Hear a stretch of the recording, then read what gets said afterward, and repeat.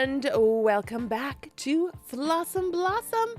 I am your host, Cassiopeia Fleur de la Coeur Flores, and you can call me Kiki. Today, I want to say a very warm welcome to the floriferous friends, my best buds, and my wildflowers. Hello to you, my beautiful, growing community. If you don't know what I'm talking about, why don't you come check us out at Fl'AwesomeBlossom.com. We've got our website over there that has our blog, has our videos on there, and there's a few more extra things for people who are willing to invest in Fl'AwesomeBlossom. For the cost of about a coffee and a little bit of a treat, you can have access to extra videos, extra little fun things, and I hope you will consider joining our blooming and blossoming community over at Fl'AwesomeBlossom.com. All right, my blooming blossoms. It is springtime here in the valley where I live, and the month right now is April, so we are in full-on spring. Beautiful. I'm loving it. And of course, it's bringing me back 10 years ago to around about this time when I met my husband, my now husband. And I gotta tell you, my lovely, lovely lilies, that my husband and I met on a Thursday. And for me, it was any other Thursday. For me, my meeting of my husband was one particular experience, and for him, he had a completely different experience. He had a totally different thought pattern about what was going on when we met.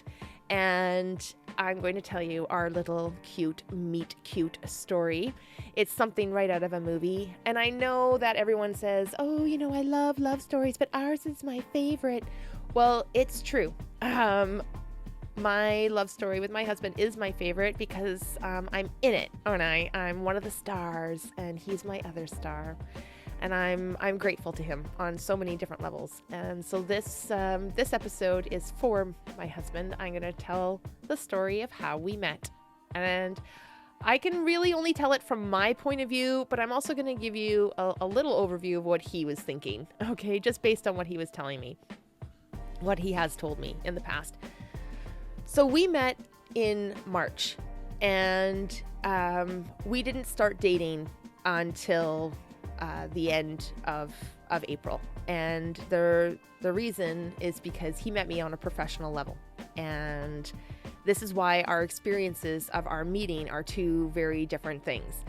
But when we started dating and he was introducing me to his friends and, you know, his family, someone would say, well, how did you meet? And I'd never really wanted to tell people that, oh God, you know, like, I don't want people to know that he met me professionally. It's a little embarrassing considering what I did for a living. And, you know, there's like rules about not dating your patients. I worked in manual therapy, as I don't know if you were watching a couple episodes ago, but I used to work in healthcare, and I worked under the umbrella of manual therapy. And there's rules about sleeping with your patients, about dating your patients. Like it's like a no-no. So I wasn't really enthused about telling people that we met in that particular arena, but I'm proud of my behavior because there was no lines that ever got crossed in that way. So even though, yes, we met in a professional setting, I did things by the book. Yay! But this explains why this meeting has two different, wildly different perspectives. But when we were first dating, he was introducing me. He kept telling people that he instantly fell in love with me. He instantly fell for me, was completely charmed by me. That was the word he kept using. He was completely charmed by me by the very first moment that he met me and when I smiled at him. And the warmth of my greeting, the warmth of my handshake, the firmness of my handshake, the warmth of my handshake, and the smile, he said he was just done in that. At that moment, it was like lightning for him, and that he just knew in that moment that he had to get to know me. He needed to find out, like, you know, am I married? Do I have kids? Like, I'm in my 40s at this point. And I've never been married before. It just didn't work out. Just like the relationships didn't work out.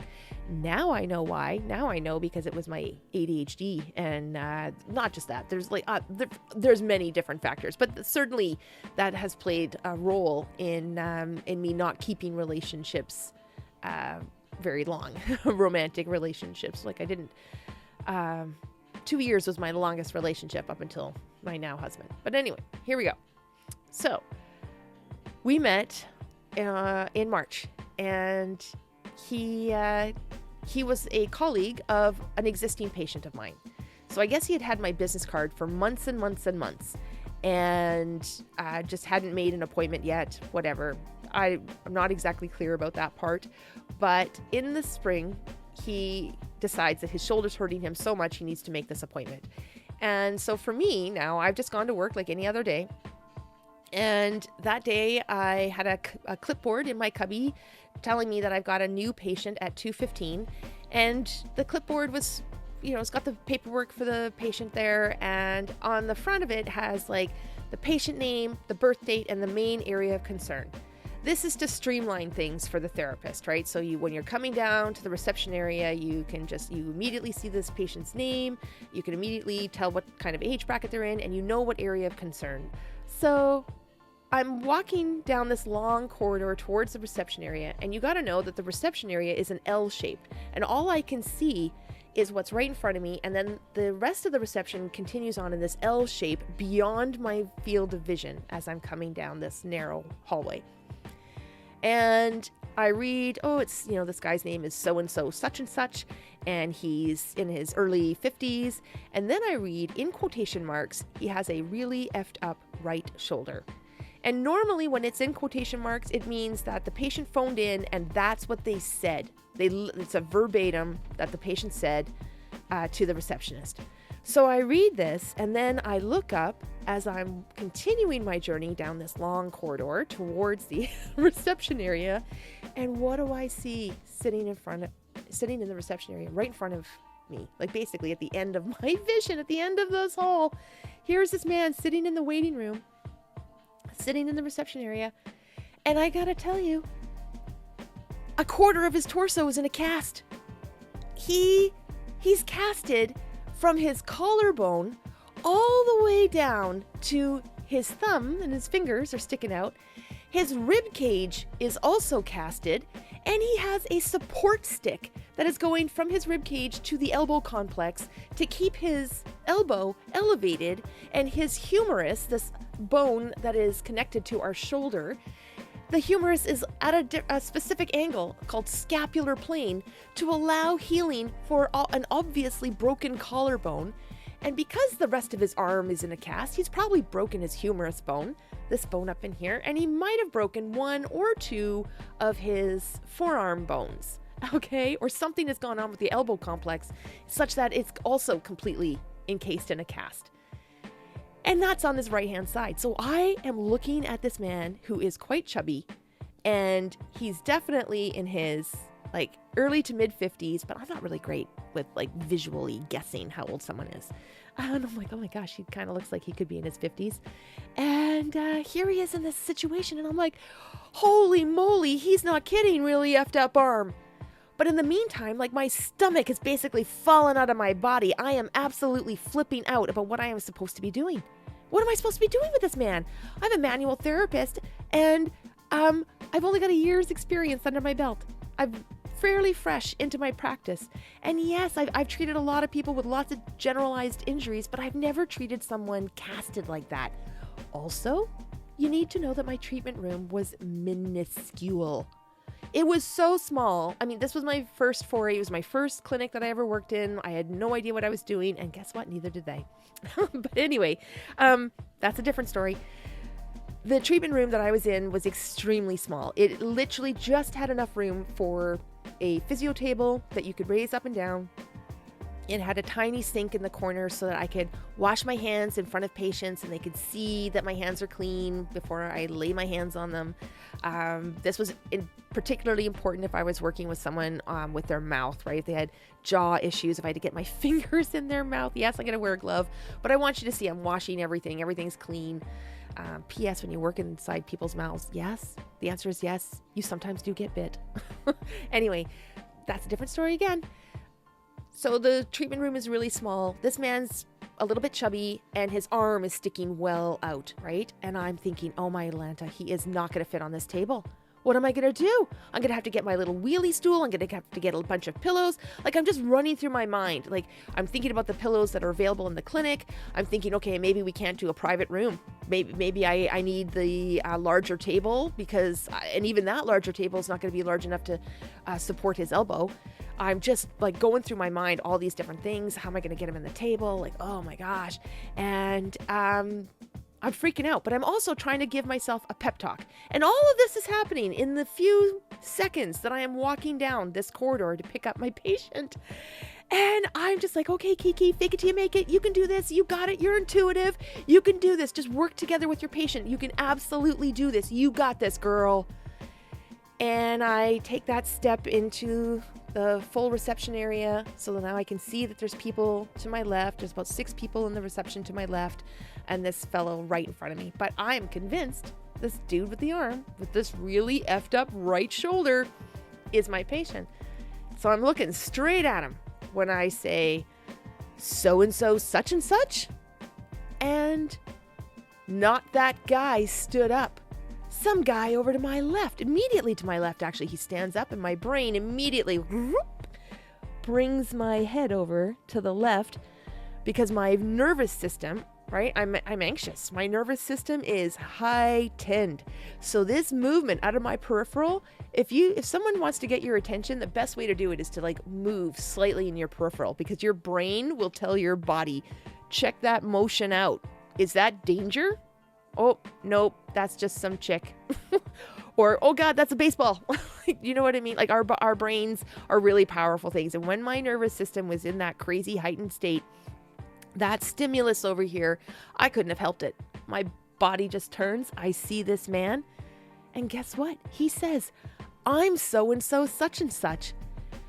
And because he wasn't that guy with the really effed up arm, my entire body just floods with relief. You would not believe it. I got all the tingles. I got this like rush of blood. Like, I don't know if it was leaving my head or coming back to my head. I have no idea. My body was going through this great big reaction, but because I was so relieved about this development, I absolutely gave this man the biggest, brightest smile, extended my hand, and was like, oh, hi, so-and-so, such and such. I'm Kiki. I'm going to be your therapist for today. And I shook his hand, and I think I even gave him the overhand because that's how relieved I was that he wasn't that guy with the really effed up right shoulder. When my husband received that smile, he said it was like lightning, right? Like he just like, boom, that was it for him. Normally I would have my patient walk in front of me and I would direct them to the room, but I was still flipping out. I was still like up in here. So I, instruct him to take his shoes off, come down to the back of the clinic with me, like, follow me. I'm in front of him so I can just like, oh my gosh, like calm myself down, take a few deep breaths, and he's not going to know any the wiser. We get to my room and I'm like, we're in room A for awesome. We come in and now I'm looking at him for the really, really the first time, really using my therapist eyes to look at this man. And I got to tell you a little bit of backstory here. I'm sorry that we're sidebarring so much, but you got to know. I'm a very visual person and my imagination is amazing, which is why literature is so real to me because I am creating it. Everything, like, yes, okay, the author's telling me the description, but I create an entire universe in my mind. I can completely visualize it like a movie. It's like to the minute detail. So we had this beautiful textbook that I was learning the muscles from. It was beautiful illustrations. The muscles were drawn in a particular way. The nervous system was a specific color. The lymphatic system was a specific color. All of this sort of stuff. And that's what I visualize on you. I literally take away your clothes, I take away your skin, and I envision these muscles in their beautiful illustrations, but like where they're supposed to be on your body. It's like, I don't see you like a regular person walking down the street going, oh, that guy's good looking. You've come into my clinic space. This is a clinical setting. I'm looking at you with my manual therapist eyes. So when we get in the room, I notice that this man has what we call a lazy eye, right? So it's an eye that kind of has a mind of its own. It moves independently. Normally our eyes track together. Some people have advanced muscle control and they can actually move their eyes in separate ways, but most of us are dual tracking like this, unless there's something wrong with the nerve attached to the muscle or the muscle itself. So there's some sort of failure either with the nervous system or with the muscular system, and this eye is not behaving in the same way that the other eye is. So it's doing its own thing. And it doesn't often affect the vision. Not like you can still have good vision out of both eyes, even if it's moving around all of its own. So I wanted to establish if the eye had any vision in it, and what would make him comfortable. I have a couple people in my monkey sphere that have lazy eyes, and one of my buddies was just like, oh yeah, just look at this one, because that's the best one, and that's what I would prefer. And so after that, because he was so matter-of-fact about it, I just thought, oh, then anybody who has this affliction is probably the same way. Like, oh, don't bother with this other one, or just look here, or oh, it doesn't matter to me. Like, I can see like equally. What the person with the lazy eye doesn't want is for you to be all like, I'm not gonna make eye contact with you because I don't know where to look. That's just being actually a lazy human. Really, if you want to communicate with this person, it doesn't matter if this person has a lazy eye. You can just be like, oh, noted. Try and figure it out. If you want, you can just sort of look around and you'll see which eye is maintaining the best contact with you. And all you have to do is just consciously switch. Okay, now I'm going to switch my focus to the left eye. You don't have to feel bad for the person that has the lazy eye. You don't have to, like, nothing. All you have to do is just accommodate what's happening. That's it. You're not required to form an opinion about the lazy eye at all. Okay? You shouldn't have one. It's just a matter of like, oh, where do I look? Okay, there it is. So I ask him this question. He tells me the answer, and we just carry on. And so I'm looking at him through manual therapist eyes. I haven't seen him as a handsome man yet because I'm looking at him through my professional eyes.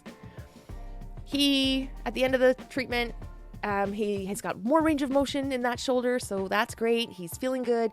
And I walk him back up to the reception, and I was like, really nice to meet you. And I give him another warm smile, another handshake, because again, I'm reminded right when we're coming up to that treatment, I jumped to the reception. Phew, he wasn't that guy with that arm, like holy moly. And then he says to me, that was really great. I'd like to be able to give you a tip, like, is $20 enough? And I'm like, oh, ew, I'm a professional here. This is a medical clinic. Do you tip your dentist? Like, no. So it's the same thing. I'm a medical professional. We just did some manual therapy together where I almost made you cry because my fist was so deep in his armpit. And so, he made another appointment and I just said, don't tip me. But the next day he sends me an edible arrangement, which is actually quite brilliant because it's not flowers, which is great. Because if he had sent me flowers, that would have creeped me right the F out and I would have fired his ass. I would immediately phone him up and be like, yeah, you can't see me. There are other therapists here if you want to see them. There's a male if you want to see him. But I would not have accepted flowers. It would have been, that's a no-go zone there. But he sent me an edible arrangement, which is like, fruit in the form of flowers. And I was delighted. I was like, oh, this works. This is nice. It's a nice gesture. And I shared it with the rest of the clinic. And I actually phoned him to thank him, left a message, phoned him from the clinic, thanked him, and that was that. And then he came in a couple more times for his bum shoulder, right? And I was a very busy therapist, so his appointments were weeks apart, a week or two apart. And on one particular session, we're chatting, and my topics are dogs, travel, food, like all the things I love, camping, hiking, and if I can find common ground with somebody, oh, you have a pet? Great. Let's talk about pets. Oh, you love to travel? Loads of people love to travel. Loads. Oh, where have you been? Like, where do you want to go? Or we play the lottery game. Oh, you won the lottery. Where are you going? Like, it's sometimes I use stories as a spell. It's true. I manipulate people during that session so that I can relax their nervous system, not just physically with what I'm doing with manual therapy, but I also need them to really, sometimes I need them to leave their bodies. Sometimes I need them to be not as focused on their shoulder, not as holding it, things like this. So I will tell a story, and if it's entertaining enough, it's dramatic enough, or it's funny enough, their bodies relax. Their nervous system like chills the F out, and I can get in a little bit more than if I didn't employ those kind of things, than if it was a completely silent treatment. And this is just my style, and I became known for this. Yes, Cassiopeia, always quick to start a story, never so quick to finish one. But one of the coolest things that one of my patients had ever said to me was, because I was working on her chest, and she was, naked from the waist up, but I had her like toweled and like tucked in. And I said, I'm going to tuck you in. And she said, that's what I love about coming here.